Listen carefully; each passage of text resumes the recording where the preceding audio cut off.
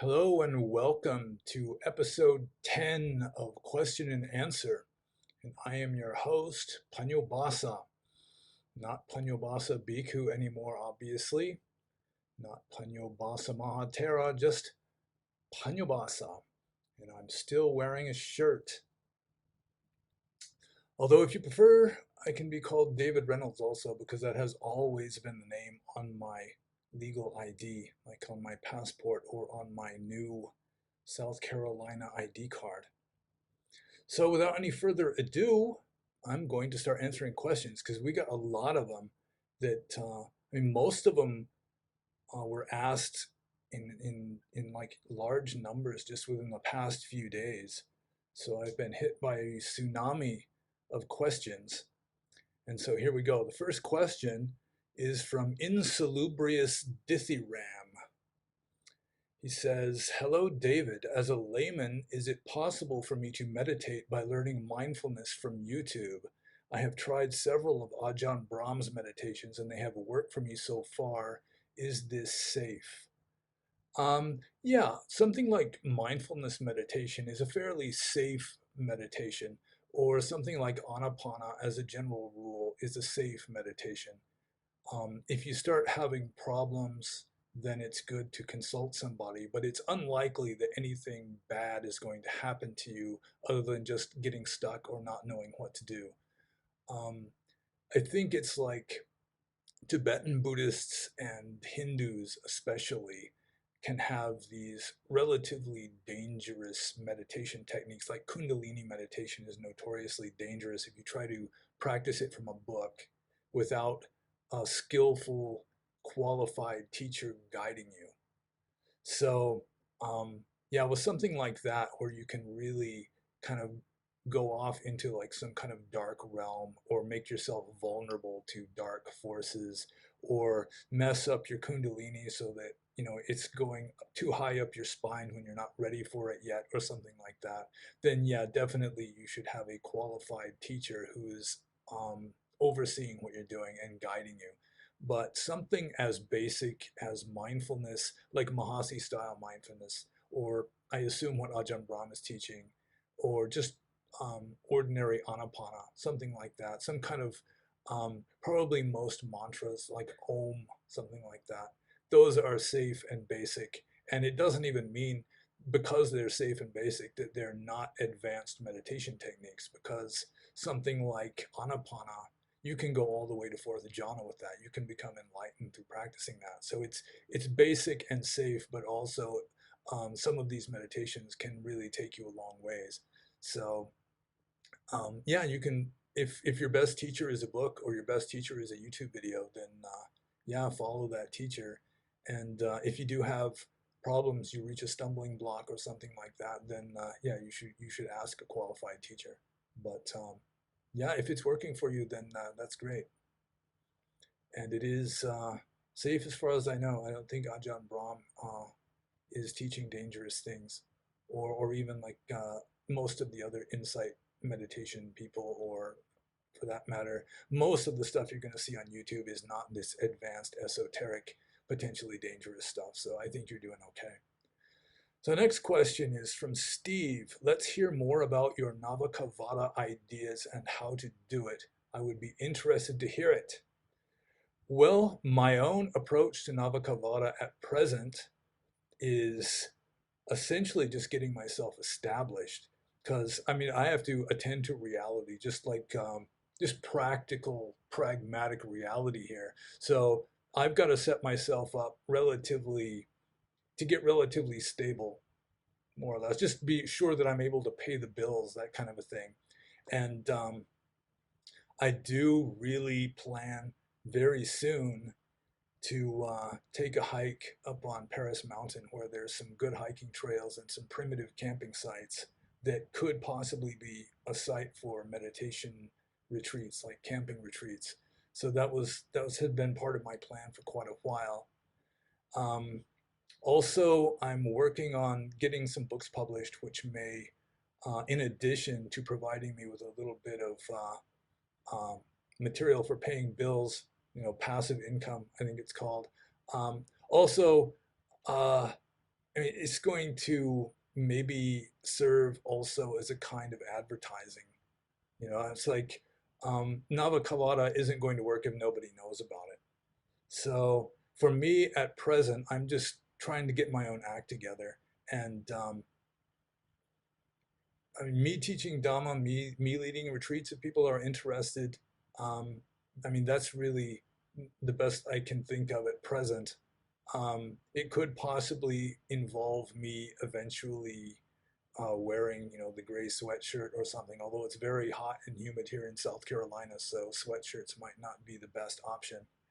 But yeah, Navakavada is just in theory, I mean, the basic idea of it is a compromise between um, Theravada, like Orthodox Theravada, which was designed for ancient India in a very different culture than one we're in, and modify that sufficiently so that it will fit um, Western culture, like modern or postmodern Western culture. And so that's going to involve changes in rules and changes in clothes, um, just changes in a lot of things. And like most Westerners can't really accept everything in the texts anyway, because it comes from a pre-modern, even largely pre-logical age. And so fire-breathing dragons and a flat earth and eclipses being caused by a demon called Rahu swallowing the sun or moon into his mouth, that kind of a thing. Um, yeah, so um, like most Westerners capable of critical thought aren't going to accept that sort of thing. So really just 100% Orthodox Theravada is not really a viable option if you want it to strike traction. There's always going to be a fringe of people who are able to accept anything, but there's going to have to be some kind of modification, or if people are claiming to be Orthodox Theravada, while at the same time thinking like Westerners, the monks are going to be fudging on the rules, which they already do. Even the relatively strict ones are fudging on rules. And the lay people, um, I don't know, 5 precepts, it's pretty easy to be relatively strict with those. So at least there's that. So with regard to the lay people, it's not going to be so much of a change unless we're going to develop a kind of quasi monkhood that's intermediate, that isn't an official monkhood, but for people who want to practice at a higher level, to make more renunciations, maybe follow more rules, although lots of rules really is not the best idea. And there is evidence that the Buddha himself warned against having lots of rules, with the Vinaya, this massive pile of rules, possibly arguably developing after the Buddha's parinibbana, after he died. So yeah, and the more people that are interested, the more feedback there's going to be, and there's going to be more people um, discussing this and working it out. With regard to me, if I were to develop Navakavada single-handedly, then it would probably just apply to me personally, which is kind of the way I've been doing things. I've been living essentially as a loner, and really haven't been trying to proselytize. But with books coming out, maybe more people reading the blog, that kind of a thing, I may have more of a voice, and in that way more influence, and possibly my strange ideas will spread to others, although it's going to require um, probably some kind of seed crystal, or just like a critical mass or something, because I'm not the sort of person who's really like a missionary, like a proselytizer. I can have relatively good ideas sometimes, and I think some of my good ideas would actually work in the West, but yeah, I'm not going to be just like marching through the streets or knocking on doors, or that kind of thing. It is going to require some kind of advertising, I think, possibly like even in like Buddhist magazines. Maybe there's enough people that really don't like the ultra liberal neo-Marxist kind of Buddhism in the West, who still are like reading Inquiring Mind or Tricycle out of desperation, and they might see you know, some kind of advertisement. Are you tired of ultra liberal Buddhism? Still want to, you want to practice serious, more traditional Buddhism? Well, yeah, contact so and so, or join here or something. That might be really a realistic way in the West of spreading the message. And maybe if things prosper, my books will help with regard to that, just spreading the message. Maybe I should write about Navakavada a little more in the volumes that I'm editing now.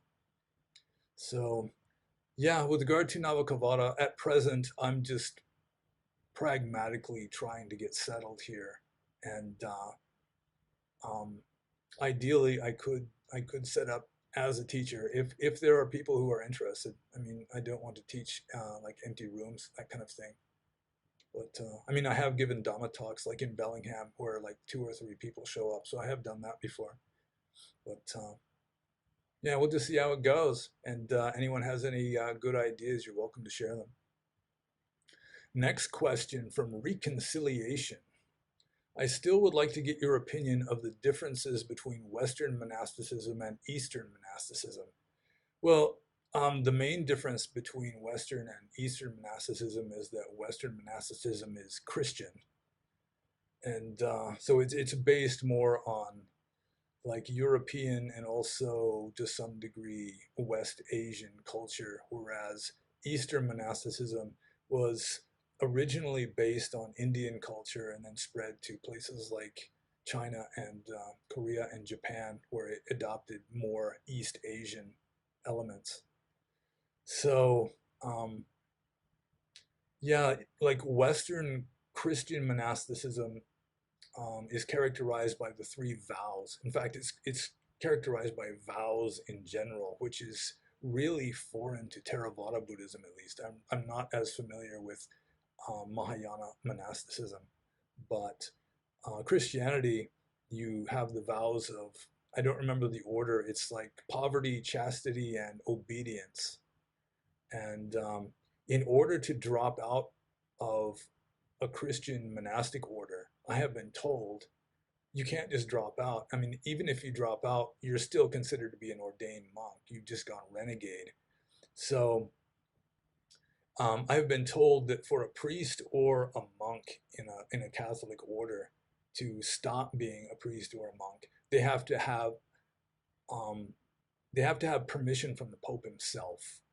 Whereas for like Theravada Buddhism, there aren't any real vows. There are precepts, and if you break a precept, then there are other precepts telling you how to make confession and that sort of thing. And with regard to certain things like breaking the vow of or the precept of no secks, you know, the Christian vow of chastity, or the closest there is to it in Buddhism, you're just automatically excommunicated, and that's that. So for a like Eastern monastic, or at least a Theravada Buddhist monk, all he has to do is just tell somebody that he's not a monk anymore and mean it, and that's it. He's not a monk anymore. That's essentially what I did. So yeah, the main difference between Western monasticism and Eastern monasticism is just the religious traditions. So you've got mostly Christianity with um, like lifelong vows, whereas in Theravada Buddhism especially, it's of course Buddhism, and it's much more fluid, much less structured usually. Although some traditions, like Thai tradition, have made it very structured. But in the texts themselves, so long as you're following the precepts, you know, you're ordained and following the precepts more or less conscientiously, you can do pretty much anything. You can live alone in a forest, or you can live in a big crowded monastery in town, or you know, you do have a lot of options, especially in a Buddhist culture that supports that sort of thing. Whereas I'm really not sure about Christians or other monastic orders or monastic traditions. So that's about my best opinion I can give on comparing Western monasticism with Eastern monasticism, especially just in a few minutes. So next question from follower number 3A362E0B. Panyobasa, sir, can monks wear headscarves in very cold or very hot weather? European monks would surely do better in a more extreme weather if they could cover their heads to shield from direct exposure. Actually, there are provisions for that in Vinaya, in the rules of monastic discipline for monks. And that is that if you are in a place where it's like intense heat or intense cold, you can cover your head with your sitting cloth. Maybe I should have brought it. I still have my sitting cloth here. It's back there in the closet, but it's just a piece of cloth that's 2.5 feet by 2 feet, maybe something like that. And you can wear it over your head, sort of like an Arab, maybe even tie it on. And that works everywhere except in town. If you are among the houses, quote unquote, then yeah, you're not allowed to cover your head. And it was considered to be somewhat of a sign of disrespect also. Like if you're listening to a Dhamma talk, you shouldn't have your head covered. And it's even against the rules for a monk to teach Dhamma to someone whose head is covered, because it's not showing adequate respect in accordance with ancient Indian culture to the Dhamma that the monk is teaching. So yeah, if a monk is in the forest or inside the monastery or just outside of a public place, he can cover his head with his sitting cloth or presumably with another piece of cloth. But wearing turbans and hats and caps and that sort of thing is against the rules. So let's see what it says here. What do you think about men wearing headscarves for practicality or fashion? Some people just aren't into hats, so it could be a good alternative perhaps. Well, I mean, that's just a matter of personal choice, I suppose. If you're really into wearing like an Arab kind of head covering or a turban or something, then yeah, I mean, that's your choice. Everybody's free to wear what they like, I suppose. So, yeah. But like I was saying, with regard to monks, it's the only allowable way that I can remember seeing in the texts for a monk covering his head, like in cases of really intense sunlight or something, is just take his sitting cloth, which is a piece of cloth like 2 feet by 2.5 feet, and just putting it over his head. And I have seen some monks who will have like one of their robes just folded up and just balanced on their head, like Burmese nuns do that.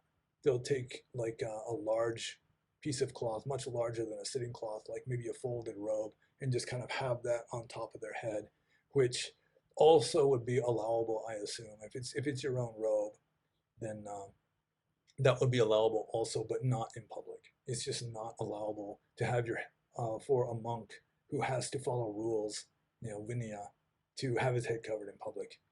So he'd have to be prudent with regard to what kind of weather he's going around in public in. So next question is from Vajra Wolf 77. Does the existence of karma or karma point to a universe that is governed by free will or determinism? I've tried to square the concepts in my head, and it seems like karma points to a middle way between the two, or perhaps it is futile to even relate the concepts at all, but I would love to hear your take on this. And as it turns out, this is probably the third Q&A, maybe the fourth, where I've been addressing something along the lines of this issue. I even had like an extra Q&A where I just answered that one question about free will. And it is nice what Vajra Wolf 77 here says about like a middle way between free will and determinism, because really both are pretty much ruled out by Buddhism. Like free will, the Buddha's second discourse after his enlightenment, traditionally accepted as that, was the Anatta Lakkhana Sutta, where he's saying that none of the five khandhas are really under our control. With regard to any of the five khandhas, you can't say, let it be this way, let it not be that way, and have it happen. And one of those five khandhas is Sankhara Khandha, which is essentially will or cetana. And that's what free will would be. If we have free will, and if everything we have or everything that we consist of is the five khandhas, then yeah, I mean, that would rule that out. But determinism also is ruled out. That was like a pernicious wrong view of a non-Buddhist philosophical sect called the Ajivakas in the Buddhist time. And they believed that it was just strict determinism. that you would just mechanically live out life after life until you reached, I think it was like 80,000 or 84,000 or 88,000 lives. And it was just like taking a ball of string, holding on to one end of the string, and then just throwing the rest of it until it just rolls and rolls and rolls until it's just completely, there's not a ball anymore. It's just all unrolled. And so that's the way they considered life on this planet. And the Buddha said that was wrong also. So yeah, I've thought about that for a long time. Like, if free will and determinism are both out, then yeah, it's I've considered to be just this kind of a mystery or a paradox, this some sort of middle way between the two. And recently, I was just months ago, I was reading a very important book called The Trickster and the Paranormal by George P. Hansen. And he points out that self reference produces paradox. Like the mathematician Kurt Gödel proved mathematically that um, any kind of equation or statement that refers to itself can produce paradox. Like the classic example is I am lying. I can't if I am lying is true, then I really am lying so that I'm not lying. I was lying about lying. But if it's false, if I am lying is false, then I would be lying and I wouldn't be lying. And so self-reference produces paradox. And in the book, George P. Hansen was pointing out that meditation itself is a kind of self-reference, and that can cause paradoxes and even like miraculous paranormal stuff to happen because you're creating like a paradox in the empirical world, something that shouldn't be possible somehow is possible. That's his interpretation of paranormal events, paranormal phenomena. And I was thinking about that. It was an intriguing idea. And really just being self-conscious. You don't even have to be meditating. Just being aware of your own mind, your own mental processes is itself self-referential or not enough that it could produce some sort of seemingly impossible paradox. And I think free will may, if free will exists, then it could be just this paradoxical thing caused or brought about by self-reference, just being aware of your own mind. So yeah, that would be the short answer, I think. In the book that I am working on, the first volume of essays that I'm going to publish actually has a relatively in-depth article on this very issue. So yeah, I'll just be mercenary here and plug the book, and I encourage you to get it and read it. So next question is from Kuru Minha.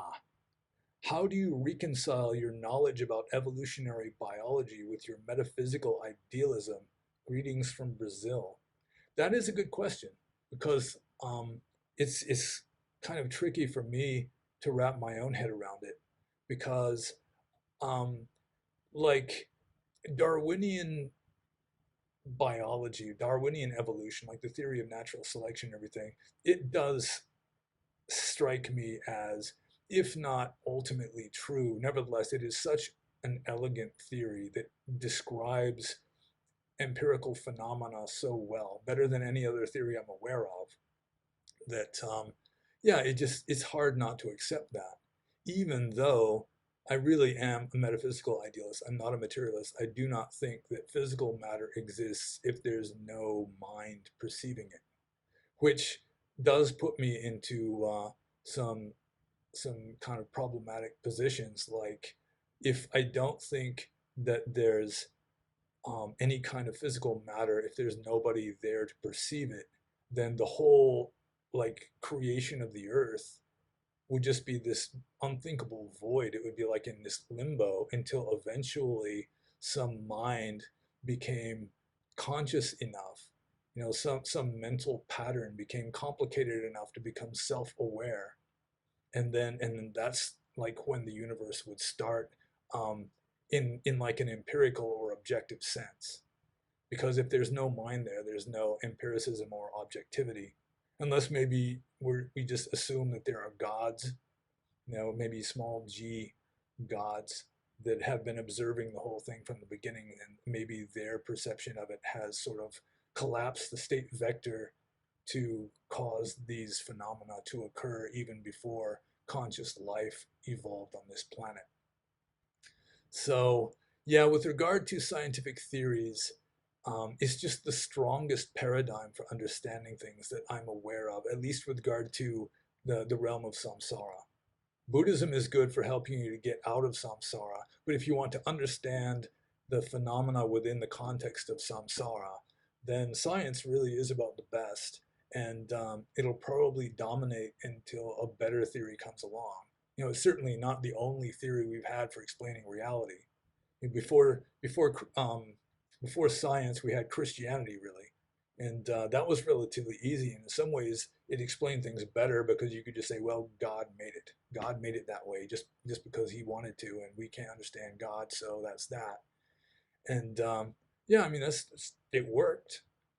And before that, you had sort of like polytheism, kind of paganism, and that worked. And before that was something else, and before that was something else, some kind of primitive animism way back there in the Stone Age. And probably science itself will be replaced by something that's even more elegant.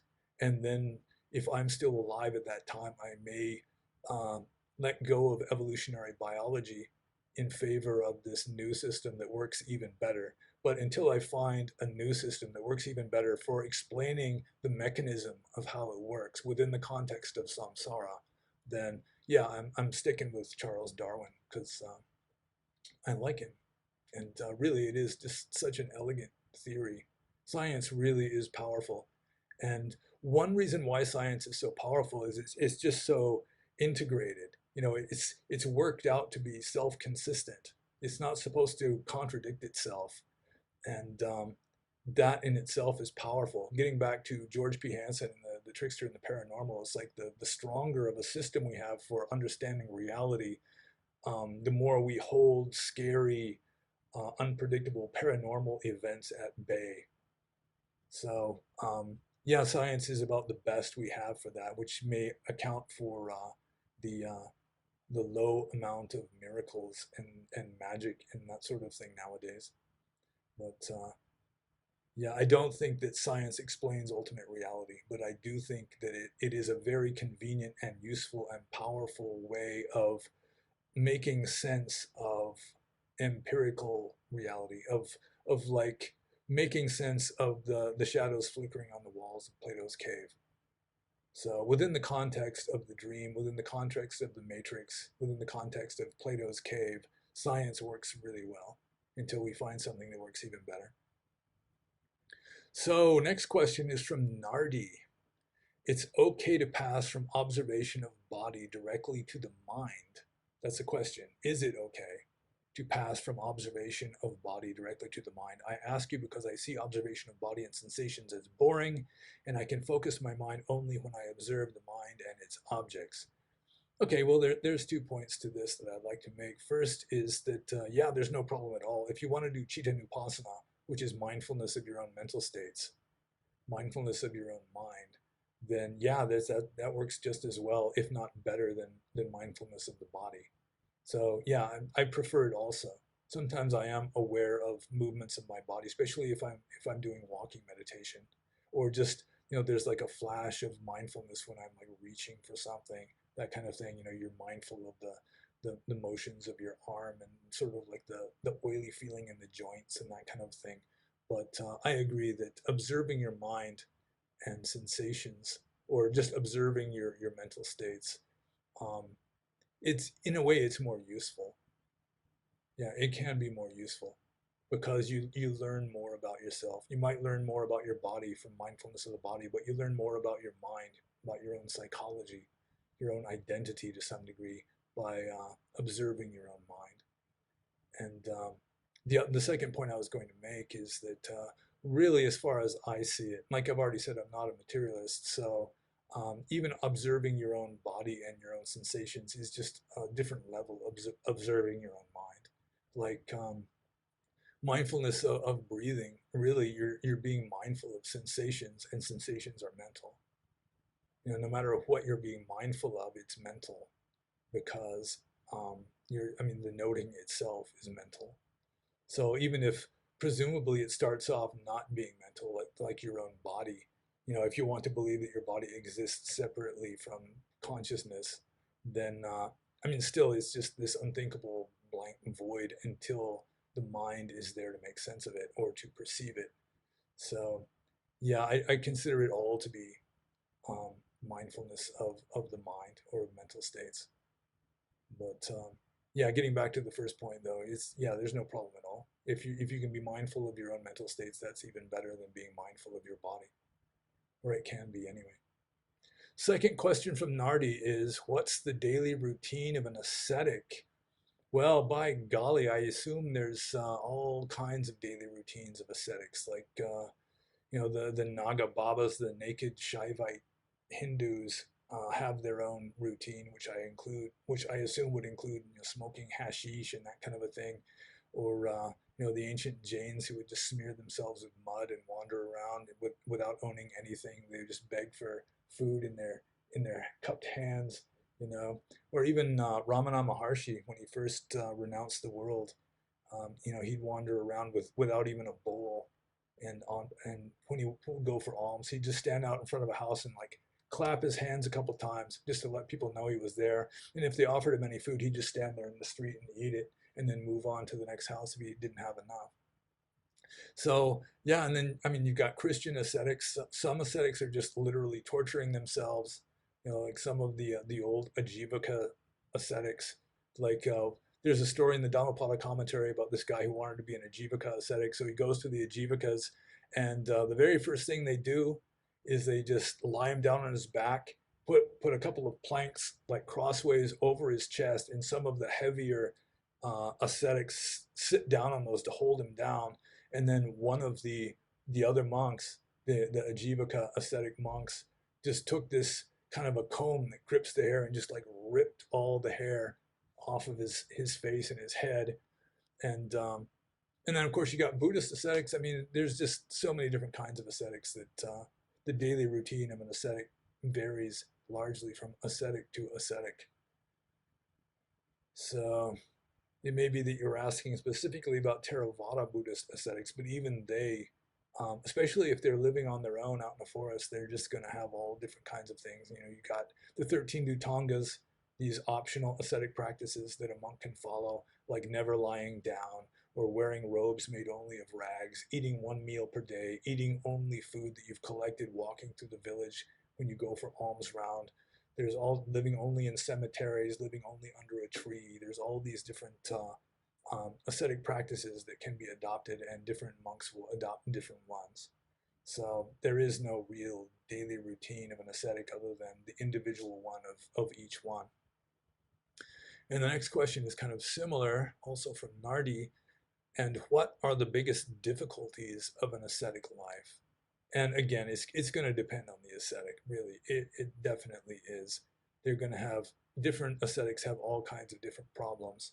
One ascetic, his problem might just be being celibate, that he's just horny and thinks about women all the time. Or another ascetic, he's just thinking about food all the time. Or another one, he's doing the sitting practice where he sleeps in a sitting position and is just sleeping just a few hours per night, and he's just yearning for a good night's sleep or anything.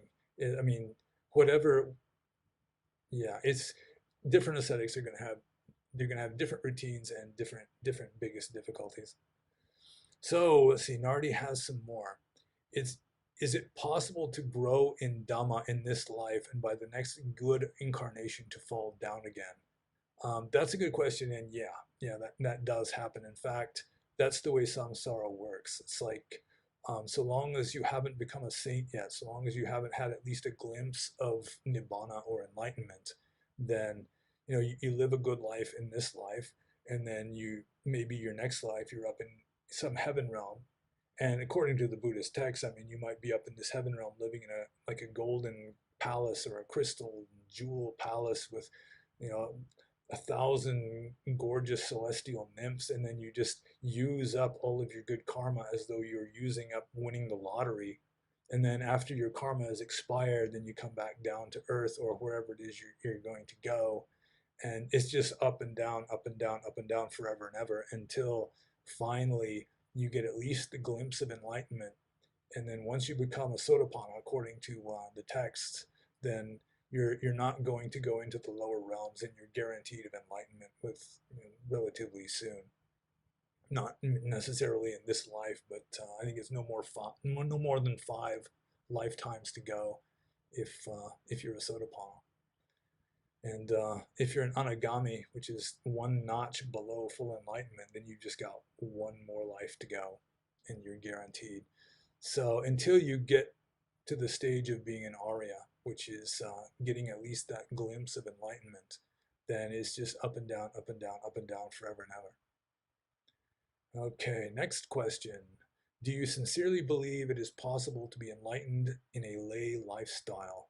It is possible. It's more difficult for most people than if they were living the lifestyle of a simple renunciant. But then again, most people can't live the lifestyle of a simple renunciant either. And so in that case, your best bet is to go for it within the limitations of being a layperson, which is essentially what I've decided to do, because it was like I got as far as I could with the monk's lifestyle. So I got as much out of it as it seemed I was able to. So I'm going for a change, and we're going to see how that goes. But there have been like Goenka was a layperson. His teacher also was a layperson, Uba Khin in Burma, and um, even according to Orthodox Theravada, even though they say you can become enlightened, but you have to be ordained right afterwards, or you're going to die. But still, they say you can't be an anagami. Like I think Anathapindika, who was one of the main supporters of the Buddha, was a layperson, but he was a very advanced saint. And there are cases nowadays of people who supposedly are enlightened, or died recently, but were enlightened before they died, just as the lay people. Eckhart Tolle supposedly is enlightened. Adyashanti is a married man, despite the Sanskrit name, and he has a reputation for being enlightened. I think there's a woman, Catherine Ingram. I think she's supposed to be enlightened. Like Nisargadatta Maharaj in India, he was considered to be a real spiritual heavy hitter and an enlightened being, even though he ran this little, it was like a little stall selling like cigarettes and stuff. Krishnamurti, both of them, I mean, they weren't ordained. So yeah, it is possible to be enlightened in a lay lifestyle. Although I mean, the lifestyle is going to be modified. It's going to be a simpler kind of lifestyle. I think, you're not just going to be out chasing after money and just somehow become enlightened. But then again, when lay people um, either become enlightened or they have like this intense awakening experience that shifts them into a higher level of consciousness, as a general rule, it's not just caused by um, liberating insight after meditation. Usually there's some kind of like a crisis has to hit. Like there was a scientist named John Wren Lewis who was on a vacation with his wife in Thailand, and somebody poisoned him because they were going to rob him after he lost consciousness, and he almost died. He had a near-death experience, and that near-death experience just slammed him into a higher level of consciousness that he said that he remained in after ever after. So even if he wasn't fully enlightened, he was in a higher level of consciousness than he was before, and it wasn't due to meditation practice. And the same thing goes for Eckhart Tolle. He wasn't really a meditator. He just had this. It was like an existential crisis. He was just um, like suicidally depressed, and just that slammed him, and he just couldn't stand living with himself, and it just slammed him out of this rut. So, yeah, just the short answer, do you sincerely believe it is possible to be enlightened in a lay lifestyle? I would say yes. It may be less likely than for a monk or a nun, or just some forest living recluse, some spiritual being living out in the woods alone, regardless of whether he's ordained or not. But yeah, it is possible, although you have to be more skillful at all the distractions, not being distracted by all the distractions, not just being distracted by the shadows flickering on the walls of Plato's cave, or like getting seduced into believing that the Matrix is real, getting blue pilled. It's way easier. Well, I mean, almost everyone's blue pilled, including most monks and nuns. They think that samsara is reality, that this is real, that I am, or whoever they are, is real and all that. But yeah, I mean, it's possible. So I'll just move on to the next question, which is from Dog Breath. And Mr. Breath says, morality plays a large role within the Buddhist belief system, worldview, ethical action, speech, karma, monastic rules, all combine to produce a moral paradigm. So, is an enlightened person who has gone beyond morally infallible? How can an enlightened teacher act in an abusive manner towards students? Well, that's an interesting question. And with regard to this part here, is an enlightened person who has gone beyond morally infallible? The answer is yep. And the reason for that is that an enlightened being, practically by definition, is not making karma anymore. So an enlightened being has literally gone beyond good and evil. Not in a Nietzschean sense, but they just are not making karma anymore. And so really everything they do is essentially neutral, morally neutral, regardless of the effects of it, because the effect on their own spirit, the effect on themselves is essentially zero. So, how can an enlightened teacher act in an abusive manner towards students? I'm reminded of Maharaji, or Neem Karoli Baba, who was the guru of Ram Dass. He was very famous, and he may have been fully enlightened as far as I know. And Ram Dass would say of him, this supposedly enlightened being, that the better you got to know him, the more you realized there really wasn't anybody there. And he'd be yelling and hitting people and cussing and all this stuff, just going into these seeming rages and laughing and shouting and crying and everything. But Ram Dass said the more you knew him, the more you realized that he was just like a mirror to your own karma. He'd just be reflecting your own karma back at you. So if you had some kind of karma where somebody's supposed to hit you or something, then Maharaji would hit you. And it wasn't really him making some sort of deliberate choice. It was just all spontaneous flow with nobody there. It was just nature taking its course. So I assume an enlightened being would be that way, where even the Buddha is not thinking of what he's going to say next. He's not planning out what his next sermon is going to be. It's just he sits down and it just is elicited from the audience. That if he's got a wise audience, maybe the talk will come out, more profound.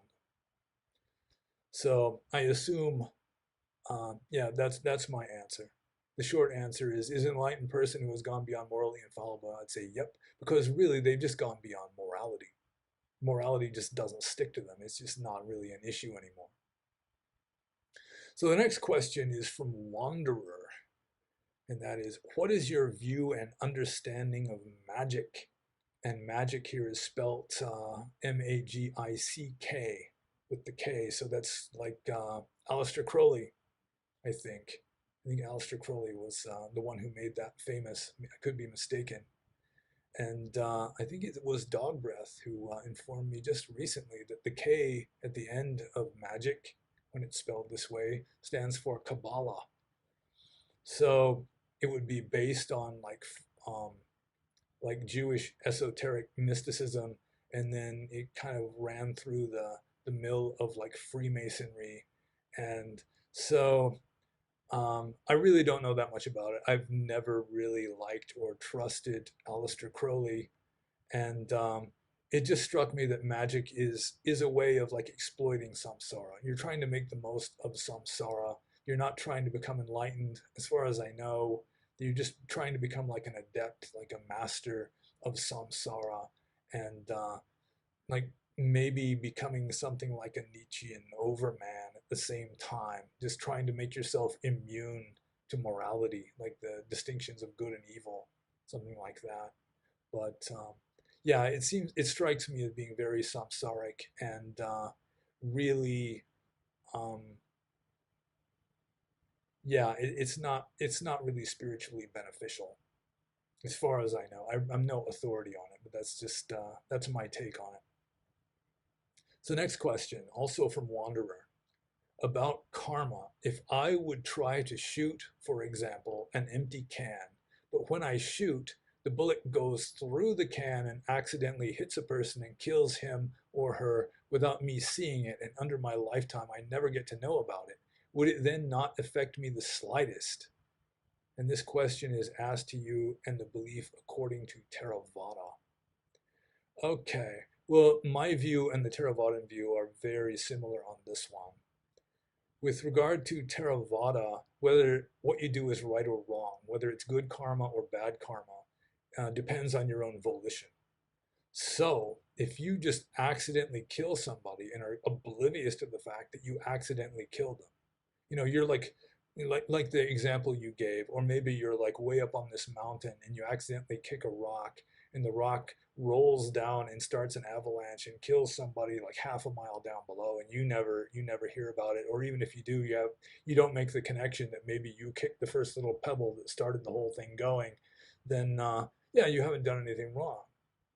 You did not deliberately intentionally hurt anybody, and so from the Buddhist point of view, you didn't do anything wrong. So if there is any karmic effect from that, it could be through a kind of subliminal kind of like a paranormal, like ESP or telepathy or something, where like at a non-physical, very subliminal level, that you somehow know that you accidentally killed somebody. But even the accidentally killing them would not be the problem. I mean, that wouldn't be positive or negative. It would just be completely neutral because you had no intention whatsoever to hurt anybody. But if you deep down somehow you intuitively or like psychically feel that that happened, then it could have like residual effects. You could have like guilt or something, which would make its own karma. But I think the main question here is, from the point of Theravada Buddhism, um, right and wrong are matters of volition or will. So you have to have a deliberate intention to do something in order for that something to have a moral value. If you do something completely by accident, then yeah, it's amoral. It's not good or bad. So the next question is from Potila. Listing question here in case it was missed. Can you talk a bit about Buddha Nussati, Dhamma Nussati, Sangha Nussati? The texts say it leads to Nibbana, but the practice is not taught much in the West. Yeah, this of the 40 standard meditation techniques that are given in the texts, I think it's the commentarial tradition, like the Visuddhimagga. Buddha Nussati, which is contemplation of the qualities of the Buddha, Dhamma Nussati, which is contemplation of the qualities of Dhamma, and Sangha Nussati, which is contemplation of the qualities of the Sangha. They are orthodox standard meditation techniques, but they're relatively low level. I don't know. The text, according to Potila, the text state it leads to Nibbana, but also I'm pretty sure it's according to the Visuddhimagga that you don't even get to first jhana with that, because there's so much thinking. Like the standard formula for Buddha Nussati, for example, with a Burmese accent, Burmese pronunciation of Pali, would be what? EDP tho bhagawa araham tamatham bodho weza saranatham pano thugato loko vidu anodro puritha dhamatharati thata dewa manothanam bodho bhagawa. And so a lot of Burmese people, when they meditate, they'll just be repeating that more or less like a mantra, usually with a mala or like a rosary. One bead is every time you do that. And the Buddhist 969 movement is based on these three meditations, where the Buddha has 9 qualities that you recite, and then the Dhamma has 6, and then the Sangha has 9 again. So yeah, it's a relatively elementary meditation technique, and if it does lead to Nibbana, maybe it's just because anything can really lead to Nibbana. In a way, it's you're still thinking a lot. You're not even close to first jhana, or any jhana really, but at least you're not thinking anything unwholesome, so long as your mind isn't wandering. So there is that, but it's a relatively elementary kind of meditation, and it can be useful if you're busy doing something else, you're washing dishes or something, and you just want something going through your mind that's wholesome, especially if you understand the meaning of the Pali, or you're thinking it in English or something. But yeah, it's an elementary meditation technique that is orthodox, but it doesn't get you even to first jhana. At least I'm pretty sure that's what I've read. So let's see. Next question from Potila. What are your thoughts on Bhante Vimalaramsi's TWIM system and his rejection of the term Theravada for Suttavada? So that's two questions, let's say. First, what is my opinion of Bhante Vimalaramsi's TWIM system, TWIM? And I'd never even heard of it before, I have to admit. I even looked it up. I think it's like tranquility, wisdom, insight, meditation, or something like that. And I'm not sure who Bhante Vimalaramsi is. I really do not study up on other Buddhist teachers very much. I've just spent my life, just looking at the Pali texts, occasionally reading a book on the subject, but not very often, and just observing my own mind. So, with regard to the first part of the question here, what are my thoughts on Bhante Vimalaramsi's TWIM system? Is yeah, I'd never even heard of it before. I looked it up a little bit, and it didn't really explain what it was, so I just kind of stopped looking. So yeah, sorry, I can't help you on that one. Next part of the question is, what are my thoughts of his rejection of the term Theravada for Suttavada? Yeah, I've got no problem with that, especially if he's not accepting like the complete edifice of Theravada Buddhism. And like I sort of touched on a little earlier, that Orthodox Theravada, it includes all these texts that not everybody finds acceptable or believable. And you've got the entire commentarial tradition, you've got Abhidhamma and all that. And so if you wanted to call yourself just like a staunch Theravadan, you'd have to maybe modify the definition of Theravada so that you can say, well, somebody who completely rejects Abhidhamma and the commentaries can still be a Theravadan, or some monk that's not following the rules can still be a Theravadan monk, or you can just change the name. Like we already talked about Navakavada up above. Theravada is doctrine of the elders. Navakavada would be doctrine of the newcomers, which is us barbarians of the West. And so Suttavada, yeah, I mean, it's like the doctrine of the discourses, the doctrine of the suttas. He left out Vinaya. Maybe he doesn't follow it strictly. I don't know. But yeah, I mean, if he's not going to really accept full orthodoxy of Theravada, then it would be honest to call it something else rather than pretend that it's still Orthodox Theravada. So yeah, I've got no problem with that, and I've done similar things. So move on to the next question, also from Potila. Can you talk about your opinions concerning the Western redoubt and prepper movements? Do you think that conservatives or right-wing political dissidents should relocate to specific areas in case of social turmoil or to carve out a saner place to live in peace? Should right-wing Buddhists think about selecting a temple or area to do something similar in order to focus on cultivating a spiritual life as laity? Okay, so there's a number of sub-questions in here. So my opinions concerning the Western redoubt and prepper movements, I think back in the 80s they were called survivalists, and they'd be moving to places like Idaho or Alaska and just trying to be self-sufficient.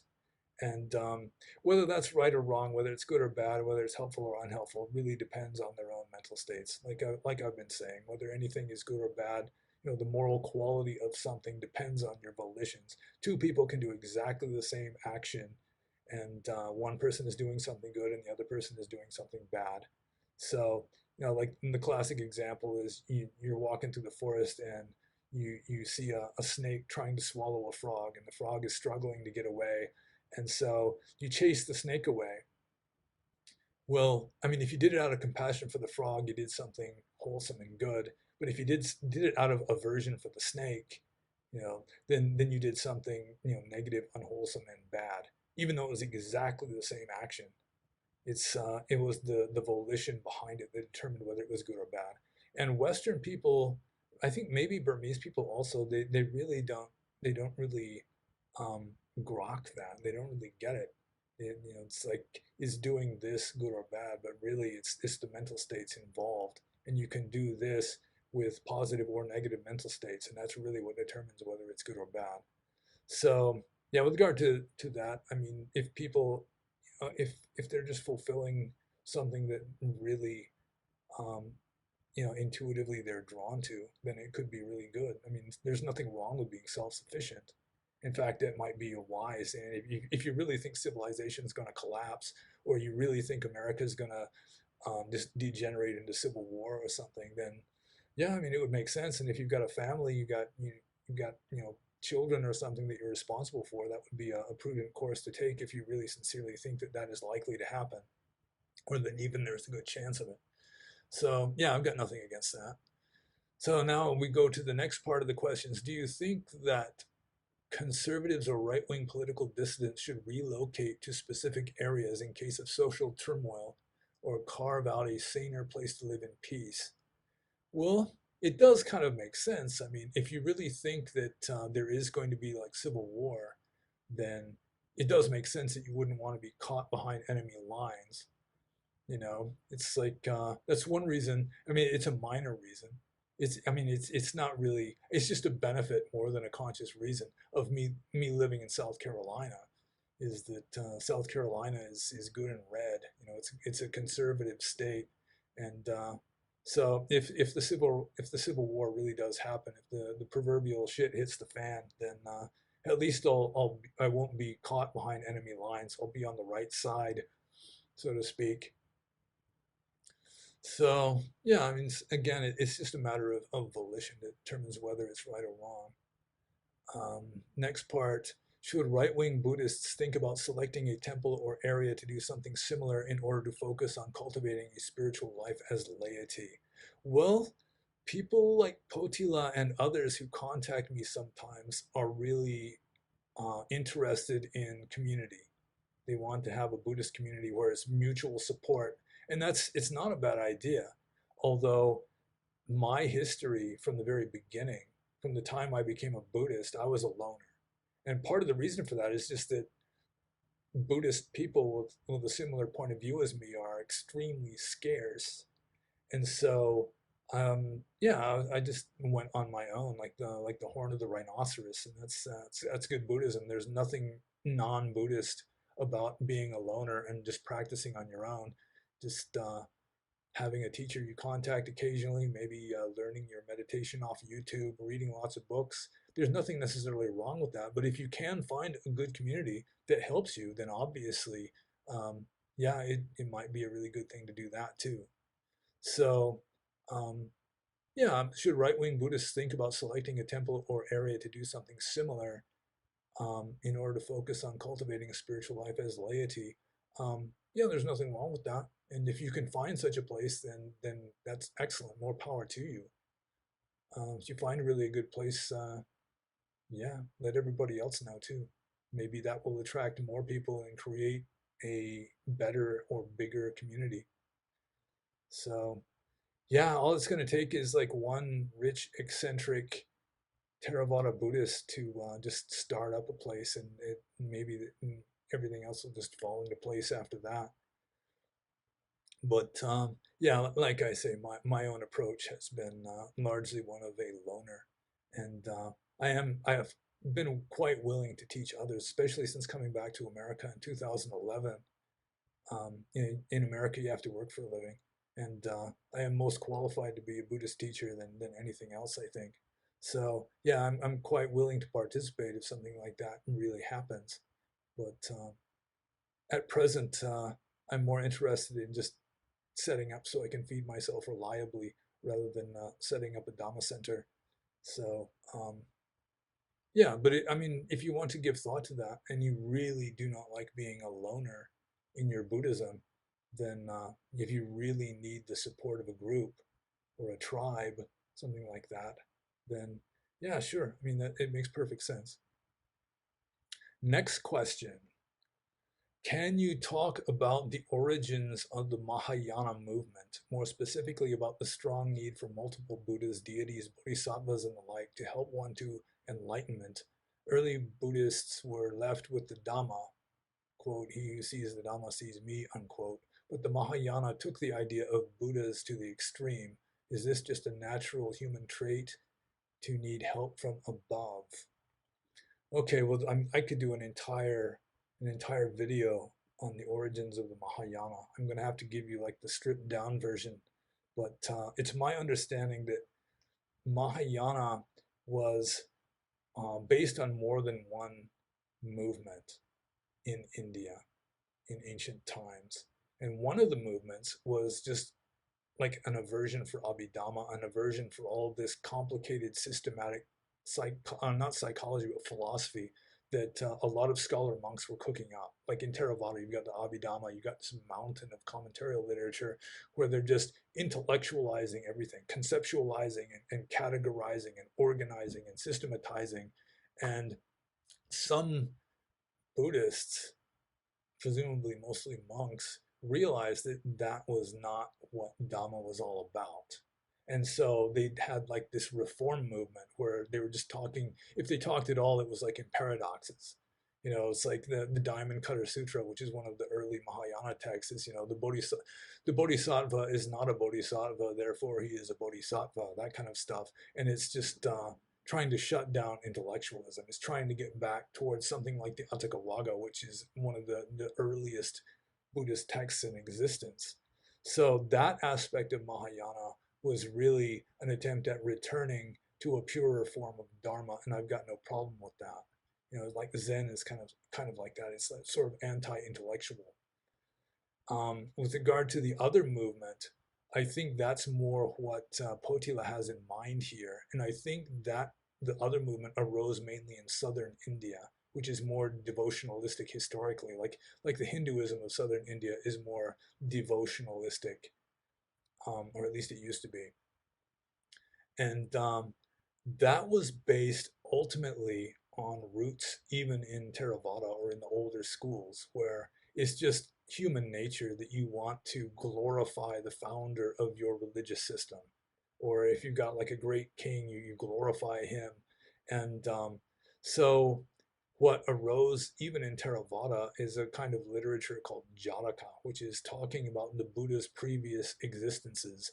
And these Jataka stories are kind of like Aesop's fables, and a lot of them really are fables that were just appropriated from earlier Indian tradition and just had like a little Buddhist introduction tacked onto the beginning and a little Buddhist conclusion tacked onto the end with the Buddha saying, in this life I was the fox, and Ananda was like the quail or something. It's just kind of giving identities to the different characters in the story. But what happened was that in the mythology, there arose this idea that the Buddha had to perfect himself just lifetime after lifetime after lifetime, just millions of lifetimes, just making himself perfected enough to be a fully enlightened Buddha, not just an ordinary arahant. And so, because the Buddha was glorified and they had all these legends of him just, for millions of lifetimes perfecting himself to rise up to this state of glory, that there came to be like a division between fully enlightened Sammasambuddha and just an ordinary enlightened being or an arahant. So that was like the origin of the bodhisattva idea, is that it used to be in Theravada Buddhism even now, the equivalent is bodhisattva in Pali, and it just means a being who is destined to become a fully enlightened Buddha. And I think even the word bodhisattva is a mistranslation from Pali or a language very similar to Pali, because bodhisattva means enlightenment being, which is kind of strange considering that a bodhisattva is like postponing enlightenment indefinitely. Whereas in Theravada, sata can also be, it's like a past participle of the verb sajjati, which means to be bound for, to be attached to. And so originally Bodhisattva could have been just a being who is bound for enlightenment. And then it got misunderstood by southern Indian Buddhists, apparently. And they gave it the wrong Sanskrit equivalent or rendering. So, yeah, I think it could be that some of these early Mahayanas who took that route were like the pure land, where you're not even trying to become enlightened in this very life, like the Buddha, the historical Buddha was saying, was like instructing people. It's like some of them were trying to become enlightened in this very life and they just couldn't do it. I think like Shinran in Japan was kind of like that. They're just trying to become enlightened and it doesn't work for them for whatever reasons. And so then they fall back on just devotionalism, just praying to a higher being, almost like Christians do, praying to some higher being to get them born into a pure land of the West where it's much easier to become enlightened next time. And that's not what the Buddha taught. He said you should become enlightened in this very life if you possibly can. And so praying to be enlightened in a next life, or worse yet, postponing enlightenment until all of the other beings in the universe are going to become enlightened too. Yeah, I really do not think that the Buddha taught that. Okay, so let's see. I guess that's a long enough or short enough explanation or answer to that question. So I'll move on to the next one because, as I say, there are lots of questions that have been asked just in the last few days. So the next question is Rainy Day 365. Would you elaborate or clarify more on your statement that love is acceptance and acceptance is love? Yeah, that is like a motto of mine. That is my definition of love is just acceptance. And so the opposite of that would be rejection, and hate is just like total aversion, just pushing away. So let's see. One way of talking about it is I use the example of Pink Floyd's Wall. Some of you who are old enough may be familiar with Pink Floyd's The Wall, considered by many to be Pink Floyd's greatest album. And it's about how we spend our lives just building this wall around our heart just to protect ourselves, but it closes off everybody. It closes us off from everybody else, even though it might protect us. You know, we're no longer vulnerable, really, but still we're just closed off. We're like this self-enclosed ego. And what love does, or acceptance, is at least you're making a door or a window in Pink Floyd's wall. And you're no longer just a me. Like if you love somebody, it's not just me and that other person. It's like I love that other person. It becomes like us. There's like a union of some sort, like a spiritual union. And I mean, love, I mean, it's not just romantic love either. I mean, what's mostly called love, but in the West, or to some degree even in the East, is just like animal mating instincts, reproductive instincts. It's the emotional aspect isn't really love. The emotional aspect is like animal reproductive instincts that are elicited by love, or they've got like an element of love. You know, like a mother hen taking care of her chicks. You can say that's just animal instinct, but still there's like this little spark of genuine love. I mean, she accepts her chicks. She's not xenophobic towards her chicks at all. She just accepts them wholeheartedly. You know, they run to her for protection. She covers them with her wings and sleeps over them and everything. And that is acceptance. That is, I mean, it's not just wanting to give or anything like that. It's just you just let down your defenses. You let down the walls around you. So I guess I'll move on to the next one. If that's not a good enough answer, I'll try again later maybe. I mean, some of these questions are so detailed in the answers. I could just make a video of each one. Next question is from Zenbits. Does Dharma come from the sutras? If the sutras were all burnt, where then would Dharma come from? Well, that depends on the definition of Dharma, and Dharma is one of the vaguest terms in Buddhist philosophy, like Dhamma in Pali, um, yeah, it's got lots and lots of definition. It can just mean thing. It can mean the teaching of the Buddha. It can just mean like philosophical views in general. It can mean law. It can mean mental state. It can mean all these different things. And so if you're going to call Dharma just what is contained in the sutras, which is a possible definition, then yeah, if the sutras were all burnt, then the Dharma would just cease to exist. But that's a very narrow definition. And if you say that Dharma is truth and that the Buddha didn't invent Dharma, he just rediscovered it. There's like the simile in the Pali texts of the ancient city, and you're wandering through the forest and you find this ancient city that's, I mean, it has been there for a very long time, and the Buddha is compared to the explorer or the person who discovers that ancient city. Yeah, the Buddha did not invent Dharma. He just discovered it and kind of shared it with others as well as he could. So yeah, the Dharma is everywhere, supposedly. Yeah, the Dharmakaya, maybe you could call it as a Mahayana Buddhist. So it depends on the definition of the Dharma, but if Dharma is really just spiritual truth or the way to enlightenment, then yeah, the sutras, the printed books are kind of superfluous or almost irrelevant. They're just, it's like a book about horses. I mean, yeah, it's like if the book about horses was burnt, I mean, the horses would still exist. It's kind of that kind of a deal. So the next question is from BPAT427. Now that you're a layperson, do you plan on picking up a weapon to defend yourself or your home? Golly, I might have to divide this into two videos, like two sections, because there's all kinds of detailed stuff I can talk about on these. So do I plan on picking up a weapon to defend myself or my home? Actually, um, yeah, I am kind of interested in getting a pistol, at least one. And there's one fellow who kind of sold me on the idea of the Smith and Wesson 360, Model 360 with a titanium cylinder, shoots 357 Magnum or 38 Special. Or then I've got this other friend who's saying, I think he's saying it's the Glock 19. It's just like the ultimate pistol.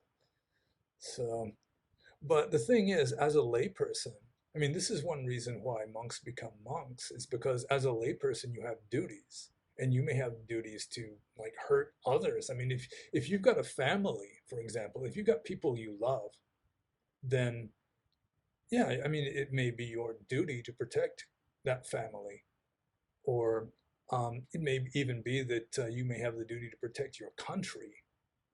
So, uh, yeah, I mean, that's one of the aspects of being a man. And I remember I had this friend. He was a monk for many years, and he dropped out and he got married, and he had a stepdaughter because his wife already had a daughter from a previous marriage. I think a son also. And he was just trying to be as monk-like as possible while no longer being a monk, while being essentially a family man. And one time I asked him, it's like, what would happen if like somebody assaulted your wife? Would you just stand there? I mean, you'd have to do something. And his answer, just his saintly, almost inhuman answer is like, well, it would be her karma, wouldn't it?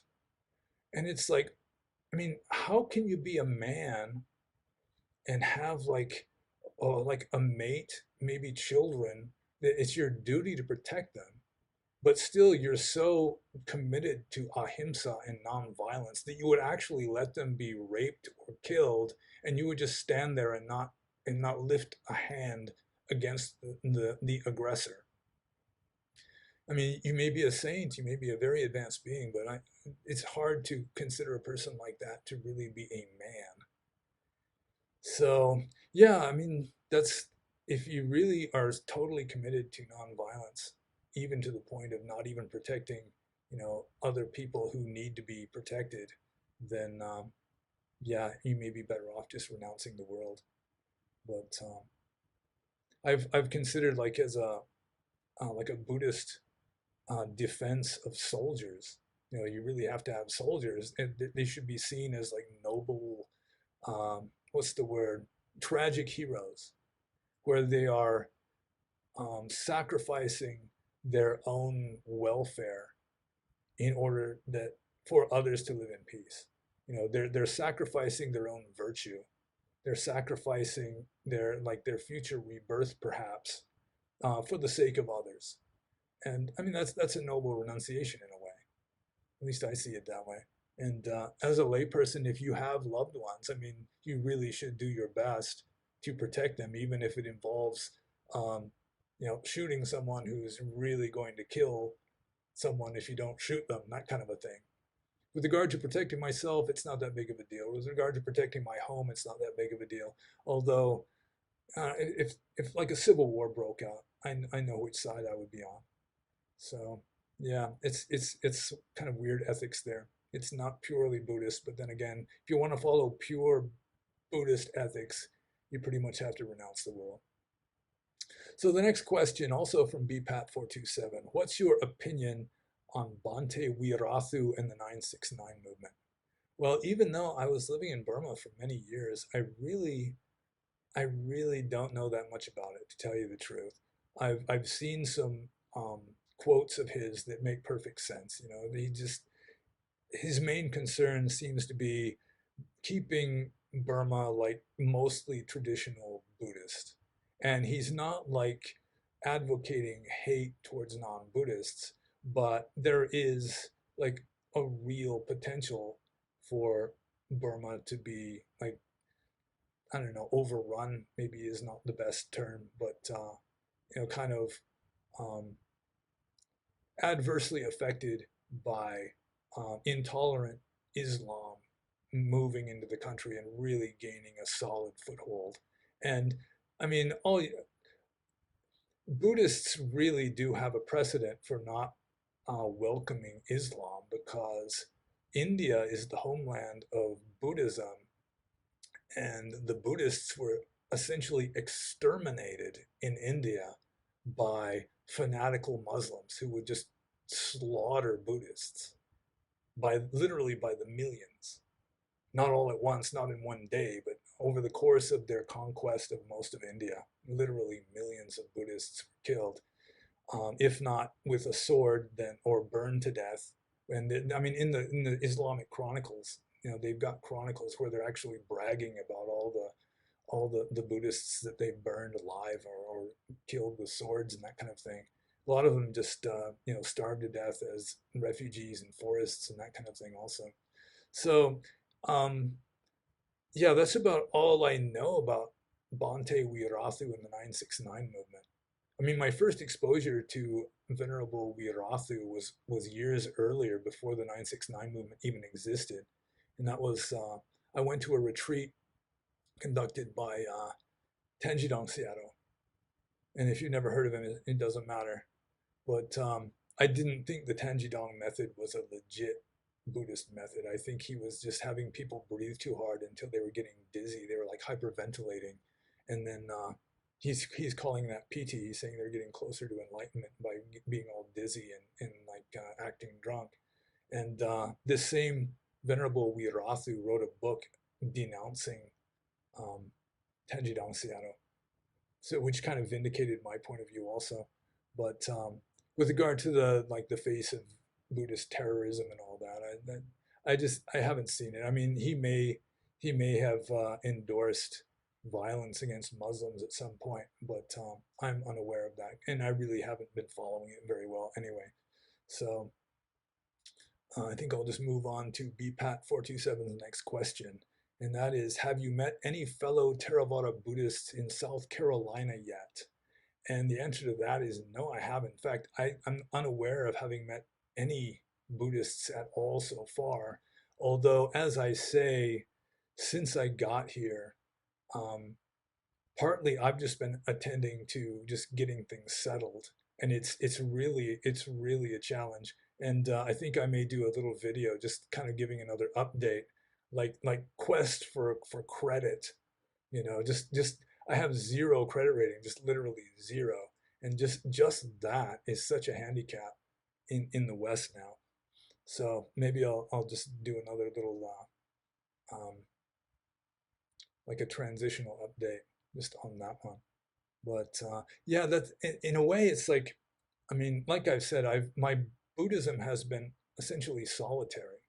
I haven't really been out looking for Buddhist groups, and I think there may be a Sri Lankan place somewhere within like a 20-mile radius of here. I remember hearing something about that. So yeah, I'll eventually go there, I assume, after I get a car and everything. But yeah, first things first. So I'm starting off like just like the embryonic fertilized egg. Just still, I'm just in the cup of cells stage at the present time. So next question, and this is a wise guy kind of question from old BPAT427. He's asking which I prefer, mustard-based or vinegar-based barbecue. And yeah, I have no idea. I don't know what are the ingredients of barbecue sauce. Although I was in a Walmart, believe it or not, I was in a Walmart recently.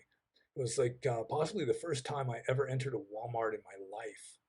And there was this lady there who was like thoroughly, just heartily encouraging or endorsing. It was Duke's white barbecue sauce. She was just saying her husband just absolutely loves it. So if you live down south where you can get Duke's mayonnaise, where everybody eats Duke's mayonnaise down south, then they also make this white barbecue sauce that apparently is just to die for. So don't die for it, literally, but that's what I've been told.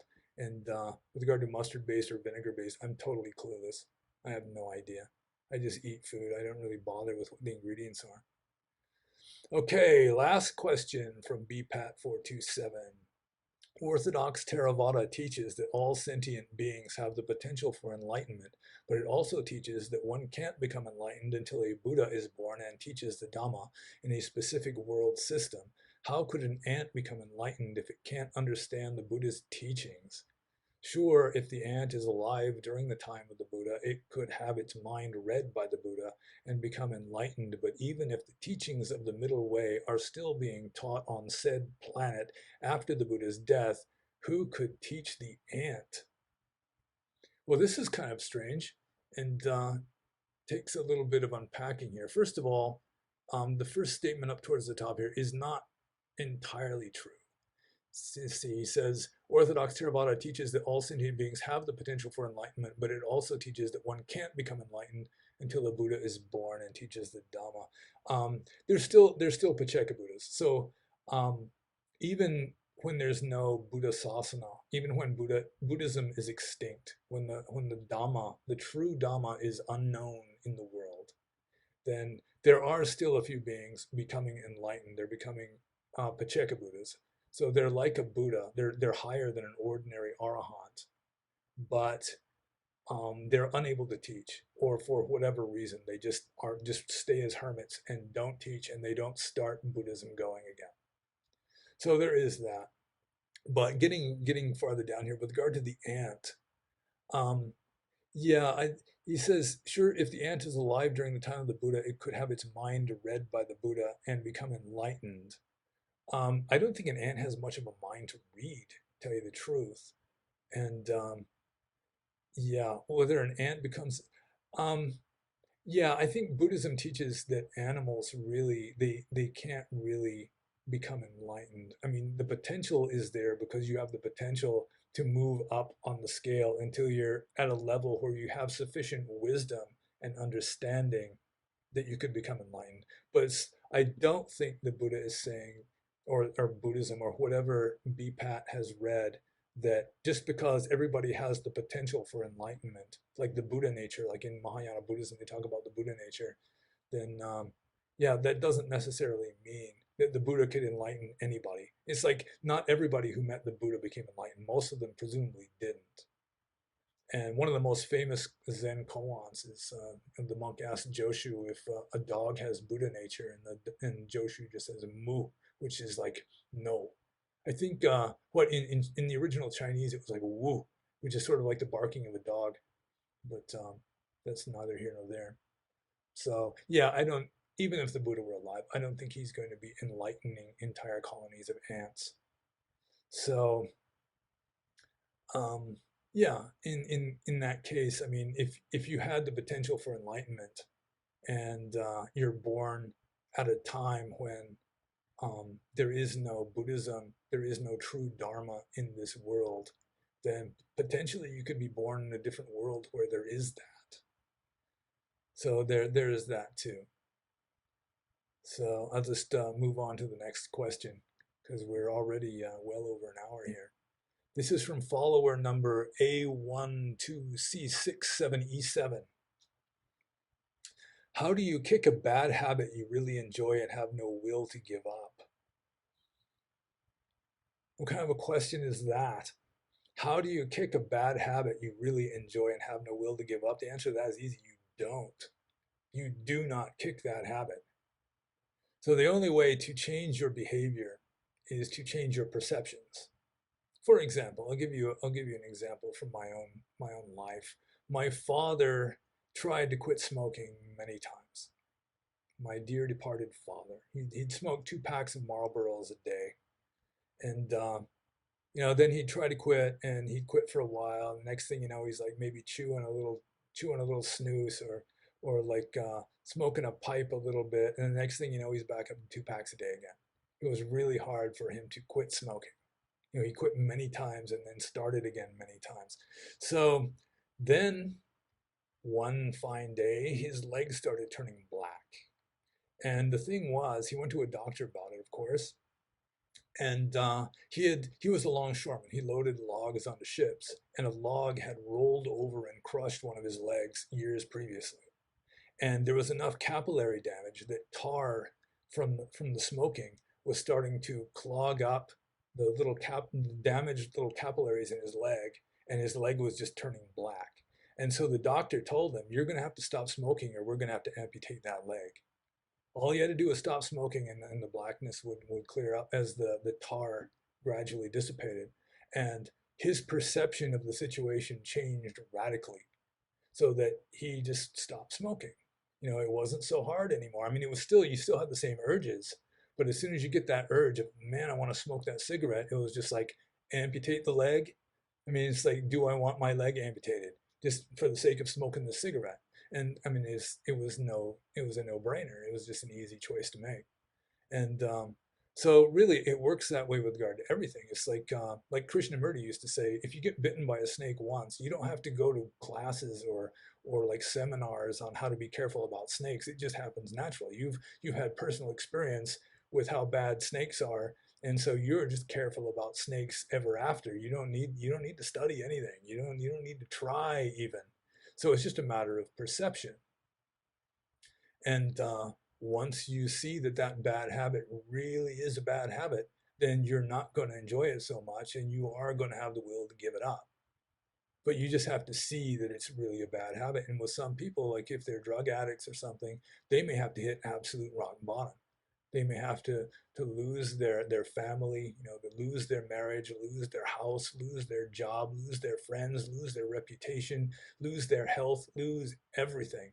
And once they hit rock bottom, then they'll think, gee, maybe that's not so good after all. Maybe I really should stop. And just halfway wanting to stop isn't good enough, because during the half the time that you want to stop, you're stopped, but then the itch or the urge starts coming back, and the next thing you know, you're doing it again because you haven't really fully realized that it's just not good for you and you shouldn't keep doing it. So yeah, so that was a really easy question. How do you kick a bad habit you really enjoy and have no will to give up? You just don't. You're just going to have to change your perceptions.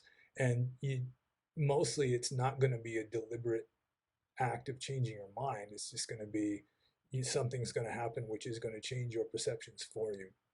As a general rule, you're going to have some kind of realization, some kind of accident or epiphany or something is just going to happen to you, which is going to change your perception of the um, of the world that you're living in, and then it's going to be a lot easier. Okay, next question from follower number A12C67E7. Are there plans to resume your shows with Brian Ruhe? And I'm happy to tell you that yes, indeed, we're going to record another show tomorrow, the God's willing. So yeah, I'm glad about that. I've settled down enough, and my distraction and mental flurry has died down enough that yeah, I can get into doing another show with him. And I think part of one of the episodes that we're going to do tomorrow, I think, is going to be pretty much like just a status report from me, how life is going with me wearing a shirt and not eating rice. Okay, next question is from Subwolf77, which I assume is the same as Vajra Wolf 77, who already asked a question above, but we'll give Subwolf the benefit of the doubt here. First question, I've been trying my best to learn sati meditation through books and online resources. I do my best when out and about in daily life. For example, if I stub my toe or cut my finger at work, I try to catch myself in the mental state of disliking the pain before I can really attach myself to it and amplify it. As far as sitting practice goes, I have been stuck on anapanasati for probably a year now, and I am afraid to really try different things because I feel like the results I get from trying to concentrate on other objects besides the breath are subpar. Any advice for someone like me? Should I try something different or stick with anapanasati, even though it is an extremely basic meditative practice? Well, as I've already said above or earlier, anapanasati, or meditation on the breathing, even though it is very basic and easy to do, relatively speaking, you can get all the way to fourth jhana with it. I mean, it's just because it's basic and simple, it's also very powerful if you're good at it. So there's no need, so long as it's still working, so long as you're able to do it, and hopefully if you're still making progress with it, or at least you're getting out of it what you want out of it, then yeah, there's no need at all to switch to a different meditation technique. You might want to try a different technique every now and then just to experiment, see if something works better. But yeah, there's absolutely nothing wrong with anapanasati, and yeah, it'll take you all the way to fourth jhana and presumably beyond. So let's see, make sure I'm answering the question completely here. Yeah, yeah, I think I just did. So yeah, there's no problem at all. You can stay with it for the rest of your life, and if it continues to work for you, then you're doing really good. Second question, what is your opinion on the Zen doctrine of no mind, and can you explain it? I am generally very intrigued by Buddhist philosophy as well as philosophy of mind sort of stuff, and I'm thinking about purchasing Suzuki's explanation of the doctrine. Um, well, for starters, I'm really not a Zen teacher. I know some things about the Zen. You know, I've read a lot of Zen books. I was originally drawn towards Zen. Checked out a Zen monastery before I decided on Theravada. But I think you'd be better off just purchasing Suzuki's explanation because, yeah, my explanation is going to be pretty sketchy. I'll give you my best guess here on the Zen doctrine of no mind. I assume Zen has been influenced by Majjhimaka. And the Majjhimaka presumably was started by just a brilliant Buddhist philosopher named Nagarjuna. And Nagarjuna was saying that that nothing in the phenomenal world is really valid. It has no self-essence. There is no reality to the phenomenal world. And that would include mind. I remember a long time ago, I picked up at a used bookstore in Burma a textbook on Indian philosophy that was written in India, and it was based on ancient or medieval Indian philosophy texts. So it was mostly based on Hinduism and that sort of thing, but it did have a chapter on Buddhism. And for the sake of convenience, I assume because the medieval Hindu scholars used the same method, they divided Buddhism into 4 different groups. You had 2 Hinayana groups and 2 Mahayana groups. And of the 2 Mahayana groups, they had Majjhimaka and Yogacara. Majjhimaka said nothing is real. Yogacara said only mind is real, that matter isn't real. So the Majjhimakas were saying mind isn't real, matter isn't real. The Yogacaras were saying matter isn't real, but mind is. And then below that, I can't remember, I think they were called the Sautrantikas, who were saying that mind and matter are both real. but you can know mind directly, but you can infer the existence of matter. And then below that, or the fourth group, was, I think they were referring to Sarvastivada, because Theravada was already pretty much of a non-entity in northern India at that time, that was saying you can know mind and matter directly. So considering that Zen is probably most influenced, or at least significantly influenced, by Madhyamaka, which says that neither mind nor matter really is ultimately real, that I assume that would be the Zen doctrine of no mind, or at least that's my best guess. Yeah, like an expert on Zen could answer that question way better than me. So I'm just moving on to the next one. Last question by Subwolf77. Did you ever think about contacting Arctos to publish your book?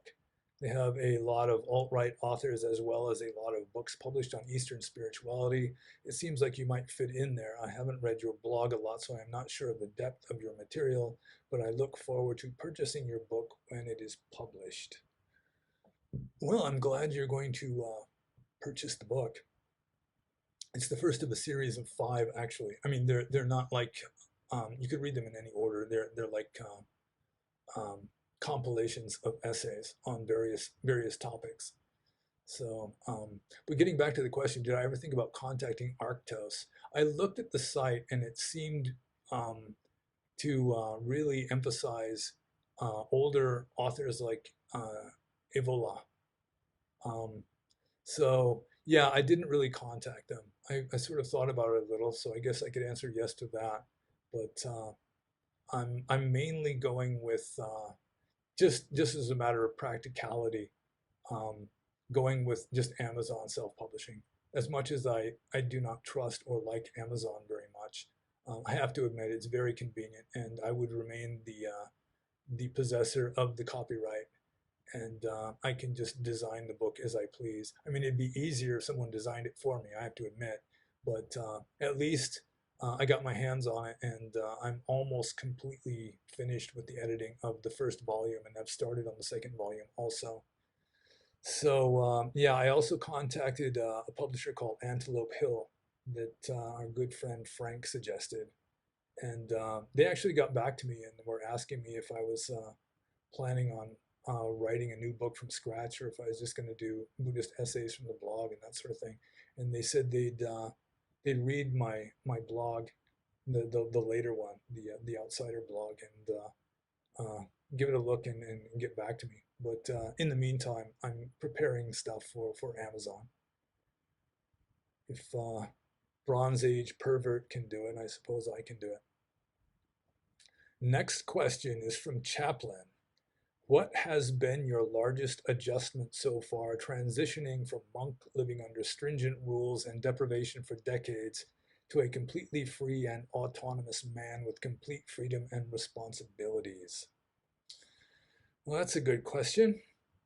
And there are a number of options I could choose, but it seems to me that the biggest adjustment, the largest adjustment by far, is sharing my life with another person.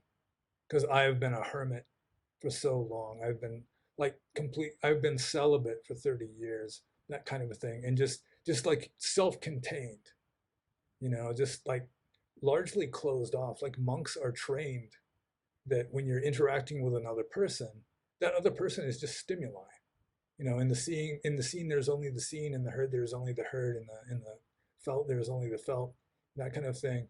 And so you just sort of deconstruct other people into stimuli, and you're just mindful of the experience of interacting, and to really just open up and be just completely wide open with another person. It's really taking some getting used to, and it's not all bad at all, but it's really a challenge for me because I've been just sort of closed off and self-contained for so long, that really just opening up to another person, even a person I dearly love, is yeah, it's been surprisingly challenging, just because it's just like this habit that yeah, it's going to take just some easing into it, I think.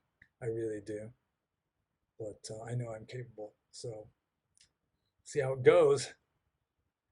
Next question, Unseen Perspectives asks, I am interested in how you and your girlfriend found each other, if you feel okay discussing that. Well, we found each other online, just in cyberspace. And then we knew each other online for, gosh, we have known each other probably like 3 years now. And gradually after that, we met in like a different kind of space. I mean, after like almost from the beginning, but gradually it was developing that we were sort of meeting in this other kind of a psychic space. It's hard to explain, not on the physical level really, but I mean, it certainly wasn't just online, but there was just this, I don't know how to explain it, kind of like a deep psychic connection that both of us were experiencing. And yeah, so that's how we found each other. And finally, the last question from Hey It's Tig, and I have no idea what that means. Hey It's Tig, short for tiger maybe? Hey It's Tig asks, Panyo Basa, would you talk about the attainments of a layperson, the attainments a layperson can achieve from practicing the Eightfold Path?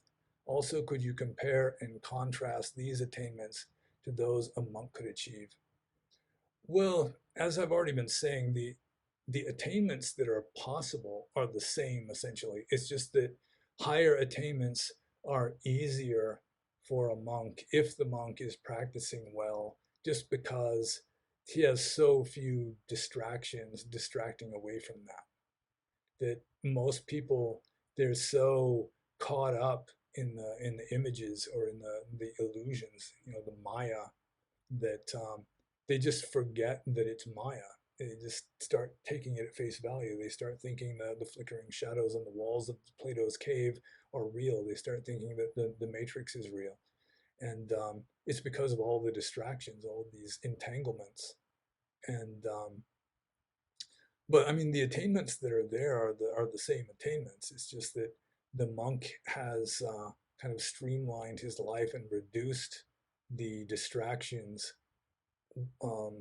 hopefully well enough that it's more likely that he can break through the illusion to the ultimate reality, which is always just lying right there underneath, or just pervading everything. It's just kind of bizarre. It's like we're fish trying to discover water, and we're soaking in it, and our own body is mostly water, but still, it's like we have no point of reference for dealing with water because it's just so everywhere that it has no meaning. We just can't see it. So, yeah, I mean, the ultimate reality is the same. The possible attainments are the same. It's just that the Buddha, going with a pre-existent tradition, he tweaked that and improved it, and improved the philosophy into more or less of a scientific way of maximizing the odds of becoming enlightened, so long as the monk's life really is compatible with you, or the life of a renunciant. So, I mean, for some people, even they might have greater potential as a layperson simply because they just are not cut out for, just like their personality just doesn't fit monasticism for whatever reason. So, yeah, the attainments are essentially the same. It's just that a well-practicing renunciant has more, has like higher likelihood, better odds of winning the big score. And that's the last question. And so it's already, gosh, like an hour and 43 minutes. So I think I'll just leave it at that. And yeah, I'll probably be producing um, more of various sorts of videos. I keep saying that, but it's really going to happen. And the books are coming out, and you can you can see my content on Subscribestar or various other places on my blog, and be happy. And if you have any more questions, I mean, I'm still game for this. So yeah, if you have any questions, just include them in the comments below or on the under the announcements that I put on Subscribestar. And Again, be happy and peaceful and well as the First Noble Truth and samsara will allow.